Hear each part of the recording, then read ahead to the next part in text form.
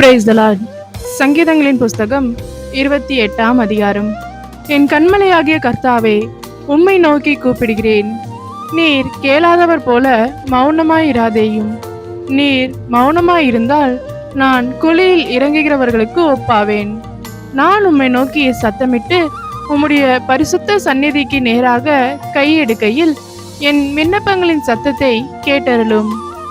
அயலானுக்கு சமாதான வாழ்த்துதலை சொல்லியும் தங்கள் இருதயங்களில் பொல்லாப்பை வைத்திருக்கிற துன்மார்க்கரோடும் அக்கிரமக்காரரோடும் என்னை வாரிக்கொள்ளாதேயும். அவர்களுடைய கிரியைகளுக்கும் அவர்களுடைய நடத்தைகளின் பொல்லாங்குக்கும் தக்கதாக அவர்களுக்கு செய்யும்.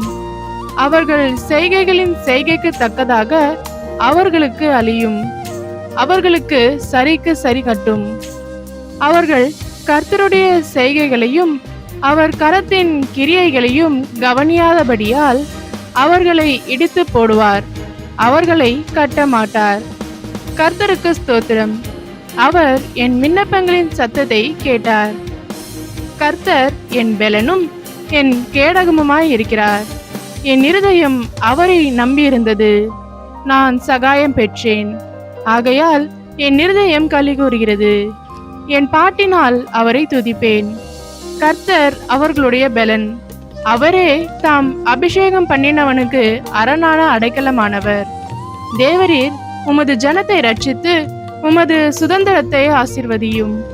அவர்களை போஷித்து அவர்களை என்றென்றைக்கும் உயர்த்தி அருளும். ஆமேன்.